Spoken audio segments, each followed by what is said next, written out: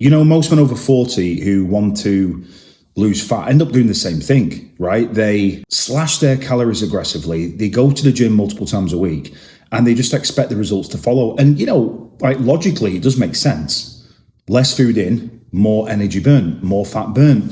But it doesn't always work out that way, because what a lot of men over 40 don't realize is if you're not setting up the deficit correctly from the off, straight out the gate, you're setting yourself up to failure, but you're also risking three things really that can go dreadfully wrong for you. And that is muscle loss, your natural testosterone production just being suppressed, and also your metabolism just being damaged. So I wanted to cover those three areas in this video, kind of, where it all goes wrong, why it happens, and of course, give you a solution to avoid that and make sure that you have longevity on your fat loss. Look, the instinct to cut calories when you start a cut, it makes complete sense. I totally get it, because men are just impatient, especially if you're over 40. You want it, and you want it now. So they go all in, and for argument's sake, say you're on 2,500 calories a day as your maintenance calories, and you think, right, I'm going to go all in. A lot of men I've spoke to, a lot of clients over the years have just said, I've slashed my calories down to 1,700 or 1,800 calories a day, but that happens like literally overnight. So they go from 2,500 to say 1,800 overnight. And it's a long road to ruin. It's not going to last very long. The problem is you're not 25 anymore. You're over 40. You might be 50. You might even be 60 watching this video. And the problem becomes, as you clearly know, is that your natural testosterone is reducing by about 1% to 2% every year on average. Some people it's less, some people it's more. And that happens from the age of 30 onwards. So if you're over 40, you are like a decade deep into losing your testosterone. It's decreasing pretty quickly. So knowing that your hormonal environment isn't the same as it was in your 20s, you can't get away with this anymore. In your 20s, you could maybe cut calories really low, not that you may have known what you're doing, and sort of got away with it because you had your natural testosterone levels, which are of course higher, overcompensating for that. But you can't get away with it now. So you end up crashing and burning, and then you eventually realize the results slow down, and then they slow to a grinding halt, and absolutely nothing happens.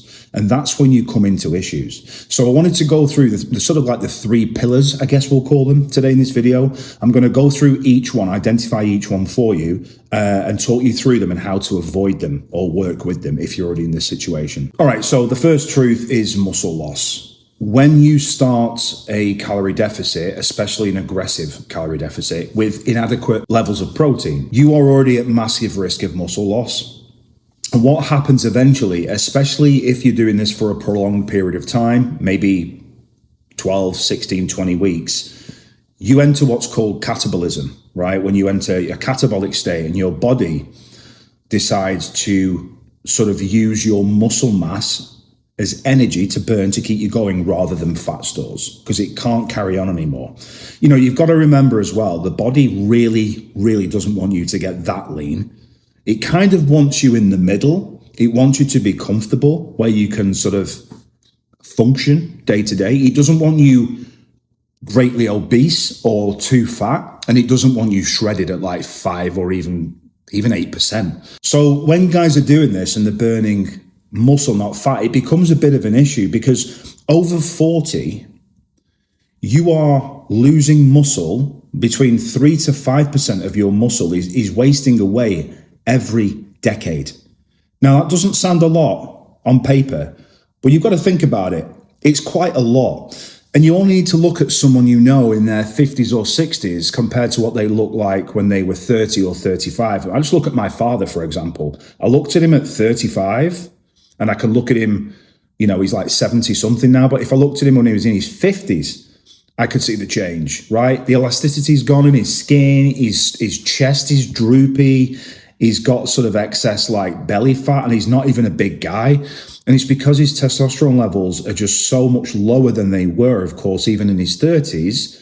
And you can work your ass off. You can go to the gym multiple times a week. You can eat a relatively clean diet, but it doesn't really make a difference. So on top of that, if you're sort of killing yourself with a really aggressive deficit, then you are at massive risk to enter a catabolic state and just to churn your muscle away. And it's a bit of a trap because muscle is metabolically expensive, right? When you hold more muscle tissue, you burn more fat at rest just by simply existing. So when you then enter a caloric deficit, which is pretty somewhat aggressive, and you're burning muscle, then the maintenance level calories you once had naturally start to drop, right? And then you will drop calories more to match that. And then it just goes lower and lower, and you've got nowhere to go until eventually it just ceases. It just stops altogether. So this is where a lot of men over 40 get confused, because they weigh themselves on the scales and they've been on an aggressive cut for like 16 weeks. And they say, well, I'm 20 pounds lighter. And you're looking at them and you're like, yeah, but you look worse. I'm not trying to be sort of malicious towards these people, but it's like you look worse because you've wasted away. You have this soft, flat, just watery, wobbly look to you. You don't look hard. You don't look toned. You don't look like firm. You don't look strong because you've lost a shitload of muscle in the process. And nobody wants to look that way. And again, you only need to look at people in the gym. I see it every single day, not judging these people, by the way. I see these guys in the 50s, and I'm like, wow, I can tell you work hard. I can tell you come here probably 6 or 7 days a week. But you look awful, man. It's like, it's not fat loss. It's muscle loss, the wasting away. All right, so how do you fix it? Well, protein is muscle sparing. You've got to get your protein fixed before anything else. And I recommend most men over 40 should be eating anywhere from 0.8 grams to 1 gram of protein per pound of body weight. So we'll use a round number again. If you're a 200-pound man, I'd just shoot for like 200 grams of protein. It's very, very, very achievable.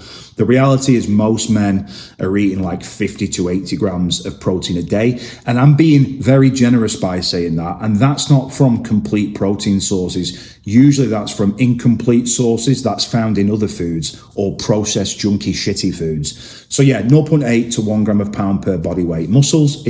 Protein is muscle sparing. It keeps you fuller for longer. You know yourself, if you've eaten a nice bit of ground beef or ground turkey or chicken breast, you are generally full. You're satiated longer than you would do if you were otherwise eating processed foods. When you do this, you're at less risk of your body turning catabolic. Because you've put more protein in your body, you're telling your body, you're sending it a signal to say, go for fat stores before muscle stores. That's what you're telling it, literally. And I recommend this before I sign off on this first truth. Don't start a caloric deficit or any type of diet until you've nailed your protein. So if you're just kind of winging it right now and you're not really counting how much protein you're eating, I first encourage you to get a plan sorted out and eat 0.8 grams to 1 gram of protein per pound of body weight, and stick to that for 12 weeks and look at yourself in the mirror and check the scales, but literally look at yourself more visually than the scales, because the scales can often lie to us for various reasons. See how you look in your clothes, and I guarantee your physique will change in 12 weeks. Now, I'm not saying you're going to look like a superhero, but it will look better. You will feel better. You'll have less sort of instinct to want to binge eat and eat processed foods. And you'll thank yourself for it. And then you'll notice at that point, well, fuck me, I've lost a bit of fat.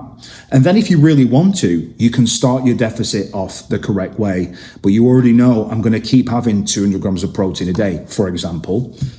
And then I can just manipulate my calories from the other macronutrients. So number 2 is testosterone, right? And a lot of men don't see this coming.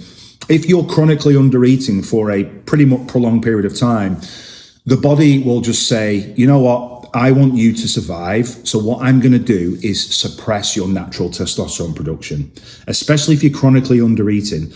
It wants you to live, not die.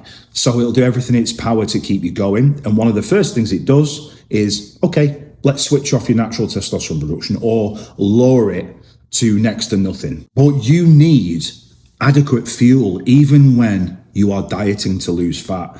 Fats are so important for your testosterone production. And I see a lot of men, again, over 40 who have helped over the years, who have said, I'm on a low fat diet. And it's so 80s or 90s. Please get it out of your head that high fat diets or moderate fat diets are bad for you because you need fats. Hormonally, fats are the best macronutrient out of them all, really. So you need good dietary fats. You need cholesterol in your body. You need carbohydrates, but yet don't cut out fats. Always include fats because it will help your testosterone production stay as relatively high as it can do, as you would be if you otherwise remove the fats from your diet. Plus, your mood is going to be way, way better as well. And it's a massive problem because you already know your testosterone is lowering by 1 to 2% every year at this point. So if you're compounding an aggressive cut on top of that, you really aren't helping yourself. You've got nowhere to go and you're going to feel shitty pretty quickly as well. And, signs of low testosterone, I mean, you can Google them, but you have no libido whatsoever. You're just dead downstairs, right?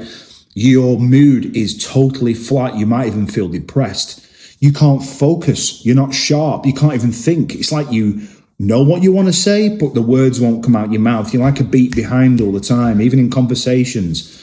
You feel more lethargic, you feel more fatigued, your sleep is trash, you're waking up loads of times every night. I could go on and on and on. But my point is, do you really want this on top of chronically undereating and losing muscle? It's just not a good way to live. And also, lower testosterone increases the conversion to estrogen, which they call aromatization. And you might have heard of this with guys taking anabolic steroids or even TRT. If you're a naturally high aromatizer, you can develop more estrogen in your body, which we know is mainly the female hormone. Now, don't get it twisted. Estrogen is helpful. We do need estrogen in our lives, in our bodies, to keep our libido sharp, to keep our mood good. But if you have too much, that's when it becomes an issue. That's when you get, maybe people say gynecomastia, which is a true thing. You hold more water around your chest, around your stomach. You are more bloated and watery, and you just don't feel very good at all. So when you have low testosterone, not just high testosterone, you can convert a portion of that and aromatize it to estrogen, which you don't want. So how do you fix it? Well, two things. Number one is you've got to be conservative with setting up your calorie deficit. Don't be taking 700 calories a day off or 1,000 calories a day, because you know what I always tell clients? I say, okay, we have to have somewhere to go.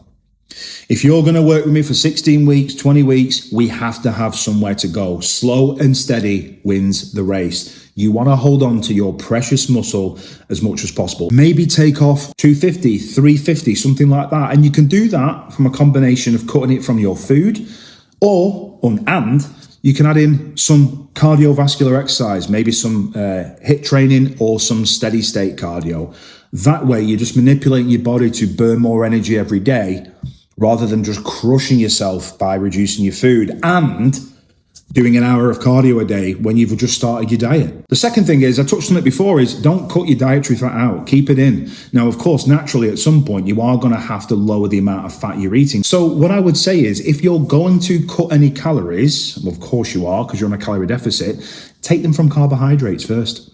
It's the easiest way. You hold more water with carbohydrates, so you need to hold on to the amount of fat you're having for as long as possible through the diet. That's your priority. And number three is metabolic adaptation. And a lot of men get caught out with this who I speak to.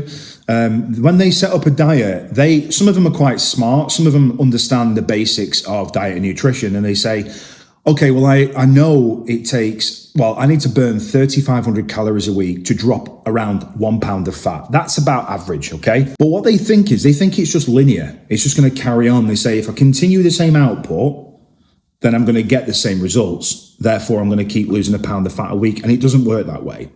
Because what happens is you have something called TDEE, which means total daily energy expenditure. And that essentially means the energy that you are using just to function and to stay alive. And it involves everything. Me moving now, me moving my hand like this, me doing this, me moving my body side to side, walking up and down, looking around. You're using energy all the time, doing this, gesticulating, right? All this is TDEE. And what happens is when you are in a caloric deficit and you start a cut, eventually that TDEE will sort of down-regulate and shift because, again, the body doesn't want you to pass away. It wants you to survive. So it says, hey, slow down. I can tell we're in a deficit. Just lie down, brother. Just take it easy. Don't do as much. And all this happens unconsciously for most of us. We don't realize it's happening. We're just more tired. We're more sleepy. Maybe we used to work out and do cardio and maybe also get 5,000 or 6,000 steps a day. You go for a walk at lunch, take the dog out, go out with the wife and kids in the evening to the park. But now you're like, I can't fucking do that. I'm exhausted. And that's because your TDEE naturally drops the longer that you're on a diet for. And that's because, like I said, your body doesn't want to lose fat. It wants you to survive. But what happens is when this happens, and it happens to everybody, guys then notice this, and after a week they go, oh, fuck it, and they cut themselves to 1,800 calories. And then another week goes by, maybe 2 if you're lucky, and they go, fuck it, I'm going to go to 1,600 calories. And then they repeat again, and then they're eating 1,400 calories a day. They're doing all this cardio, all these training sessions a week, and they realize, well, shit, I'm actually not seeing any progress whatsoever. And in fact, all progress has stopped entirely. And then they feel confused and like, well, what have I done wrong? Well, my friend, you haven't done anything wrong. It's literally just biology. It's your body, physiology. It's just doing its thing. It's not a willpower problem because a lot of guys are going, well, I'm not trying hard enough, or what's wrong with me? There's nothing wrong with you, my friend. It's just basic physiology. I mean, it just happens. How to fix this is, again, it's how you start your diet that matters. Just don't start aggressively. You've always got, like I said, always have somewhere to go. Keep that phrase in your mind. So you don't take a bigger cut at the beginning, maybe a couple of 100 calories. And that way, the metabolic adaptation will slow down. It won't be as aggressive or fast. You've got to really, again, another thing I tell people is you've got to really, squeeze as much juice out the sponge as you absolutely can do. And if you don't get too overly aggressive with the deficit from the start or any point in the diet, and you're just taking off 150 calories here, maybe 200 calories there, it's much more manageable and you don't feel like shit, but you're working with your body, not against it. Another thing what you can do to salvage things as well, which I get people doing, and I do myself, is if you have been dieting for maybe 10, 12, 16, 20 weeks, and you are eating at some point, you're going to have to go low. You're going to have to eat lower calories. I mean, everyone's different. But what I do after a prolonged amount of time on it is usually get a judgment about someone's physique and the changes aren't happening, how they're feeling, their energy, their mood. And what I say to people is, and I say, right, we're going to have a diet break. And I'm like, what does that mean? I'm like, okay, I'm going to up your calories a little bit, and we're going to do this gradually over the next 4 to 6 weeks. And we're going to get you back to maintenance now. And people think, oh, I'm going to put loads of fat on. You won't put fat on it. In fact, it shocks the metabolism, and you end up even losing more fat when you up the calories. And what you want to do is you want to slowly increase the calories over 4 to 6 weeks up towards your maintenance, and slowly reduce your cardio exercise or output over the weeks as well to match with it. So in the end, you end up having more food and you're doing less cardio. You're still keeping some cardio in, but you're not doing what you were doing. And you will find it's like a light bulb goes on. Your body's like, fuck yeah. And it starts absorbing and soaking up every single ounce of food you're putting in. And you get more leaner, you look and feel better. And then after, say, a month or 6 weeks, you can then go again, but you're already in a better starting place because you're leaner and you're eating more food. So it's a win-win. All right, so I've kind of told you about the truth and what to do, but now I want to give you a very simple framework of how to actually nail this once and for all. First of all, you've got to find and establish your maintenance calories before you do anything. I mean, otherwise you absolutely have nowhere to go. You can't just guess how much food you're eating. You've got to actually track it, and you've got to weigh it, and you've got to know what macronutrients you're eating and how many calories you're eating from where. So a simple way to find out your maintenance calories, if you don't know what that is, and this really is a stab in the dark. There is no formula out there online that is accurate because it's physically impossible to read someone's body because you don't know them.